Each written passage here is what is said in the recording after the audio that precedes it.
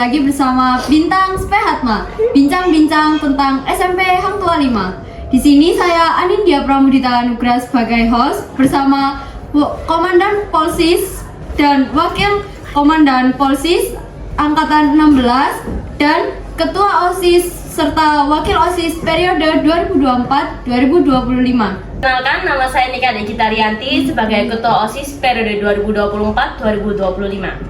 Dan perkenalkan, saya Evelyn Kristofani dari Wakil Ketua OSIS periode 2024-2025. Perkenalkan, nama saya adalah Putri Prasetya, saya Komandan Polisi Siswa Angkatan 16. Perkenalkan, nama saya Firdiani Tiara Hutania sebagai Wakil Komandan Polisi Siswa Angkatan 16 tahun ajaran 2024-2025. Nah, jadi di sini aku mau tanya-tanya nih beberapa dari OSIS dan beberapa dari Polsis. Buat yang OSIS nih, satu ya, bagaimana kamu akan menangani situasi di mana ada perbedaan pendapat di antara anggota OSIS tentang keputusan yang harus diambil? Oke, jadi itu pertanyaan yang bagus banget. Menurutku pribadi nih ya, perbedaan pendapat antara anggota OSIS itu tuh udah normal banget, apalagi kalau kita lagi rapat. Jadi caraku sendiri untuk bisa mengolah seluruh pendapat itu tuh kita nyaring, kita minta pendapat satu-satu, terus nanti kita saring biar jadi salah satu pendapat yang bisa diterima oleh seluruh anggota OSIS seperti itu. Jadi dimusyawarakan bersama gitu ya? Iya, pastinya. Yang kedua nih, apa motivasi kamu mendaftar di OSIS SMP Hang Tua 5 ini? Oke, yang jawab biar wakil saya belajar. Nah, jadi apa tadi pertanyaannya? Apa motivasi kamu saat mendaftar di OSIS SMP Hang Tua 5? Nah, motivasi aku dari dulu sih kepingin, karena aku punya kepercayaan kepemimpinan yang tinggi, jadi aku percaya bisa memimpin suatu organisasi dan juga aku kepingin bisa melatih public speaking juga. Oke, kalau saya sendiri juga hampir sama seperti wakil saya juga ingin melatih public speaking saya jadi lebih tinggi dan lebih profesional lagi. Saya juga pengen jadi orang yang punya leadership yang tinggi, sifat leadership yang tinggi, jadi bisa mimpin seperti itu. Pertanyaan selanjutnya, menurutmu apa peran dan tanggung jawab OSIS di SMP Hang Tua 5? Kalau menurut saya ya, peran dan tanggung jawab. Jadi tuh kalau misalnya kita belajar materi OSIS nih ya, fungsi OSIS itu untuk mengarahkan kegiatan siswa-siswi ke jalan yang benar. Jadi peran OSIS di sini tuh kita mengarahkan kegiatan siswa-siswi itu ke jalan yang benar, jadi bukan jalan yang buruk.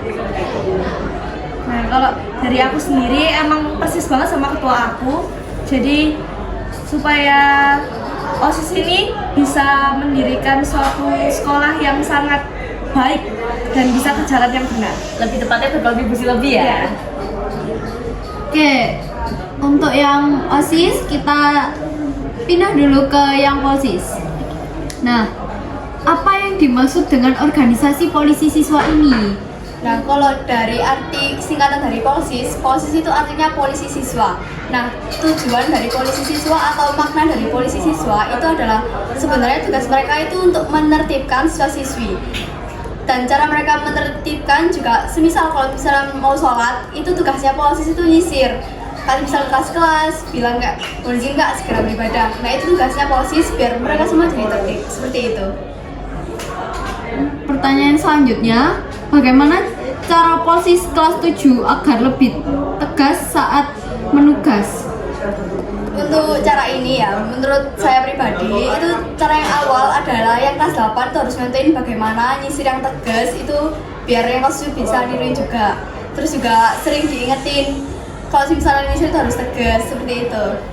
Oke, buat yang wakil nih, apa saja jabatan-jabatan yang terdapat di organisasi polisi siswa ini? Nah, jadi jabatan-jabatan yang ada di organisasi polisi siswa itu yang pertama ada komandan, yang kedua ada wakil komandan, yang ketiga ada pelaksa 1, yang keempat pelaksa 2, yang kelima danton 1, dan yang keenam danton 2. Nah, terus pertanyaan selanjutnya nih, apa kekurangan dan kelebihan dari organisasi OSIS ini? Untuk kelebihan itu sebenarnya banyak ya, nggak bisa saya sebutkan satu-satu pastinya. Tapi kalau untuk kekurangan, pastinya seluruh organisasi itu ada kekurangannya. Tapi kita sebagai pengurus OSIS, terutama saya sebagai ketua dan Fani sebagai wakil, kita akan berusaha semaksimal mungkin. Nah ya, untuk memperbaiki kekurangan tersebut sehingga gak ada lagi kekurangan di organisasi seperti itu. Oke, terima kasih sudah menjawab pertanyaan-pertanyaannya. Dan untuk yang OSIS, kita pindah ke yang Polsis. Untuk Komandan Polsis nih, bagaimana cara menjaga tali persaudaraan dalam organisasi polisi siswa ini? Untuk menjaga tali persaudaraan di dalam polisi siswa ini, caranya adalah kita sering berkomunikasi satu sama lain. Terus juga ketika kita bertugas bareng, itu juga dapat memperkuat tali persaudaraan kita. Nah, juga di polisi siswa ini juga penting banget tali persaudaraan. Karena kalau misalnya tali persaudaraan kita tuh pecah atau putus, kita kalau nugas juga pasti kayak gengsi atau susah gitu nugasnya. Karena kita nugas juga bareng-bareng, butuh kontribusi bersama juga. Nah, pertanyaan selanjutnya, apa yang harus dikembangkan anggota Polsis kelas 8 untuk menjadi contoh yang baik buat kelas 7-nya nih? Nah, jadi untuk supaya kelas 7 bisa meniru hal yang baik dari kelas 8, maka kelas 8 harus menjadi contoh yang baik untuk kelas 7 supaya kedepannya ketika mereka kelas 8, mereka bisa membimbing adik-adik kelas mereka dengan baik, seperti itu. Pertanyaan selanjutnya, mengapa atribut polisi siswa itu harus dijaga? Nah, ini untuk atribut itu sangat penting. Atribut ini juga termasuk tanggung jawab kita. Ketika kita sudah dapat atribut ini, maka ini sudah menjadi tanggung jawab kita. Tanggung jawab kita adalah menjaganya. Atribut ini juga ada maknanya. Maknanya adalah jati diri kita sendiri.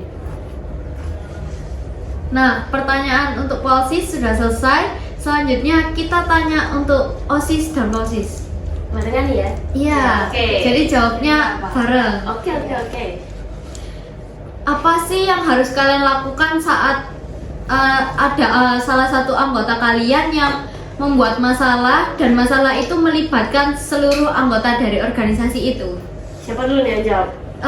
Boleh dari OSIS dulu. Oke, kalau menurut saya nih ya, yang kita lakukan sebagai inti OSIS ya, ini kan inti OSIS ya, istilahnya seperti itu. Jadi yang kita lakukan tuh pasti kita menyelesaikan masalahnya dengan kepala dingin dulu. Jadi gak boleh sampai marah-marah dulu. Kita tanya, kenapa sih kamu bikin masalah kayak gini?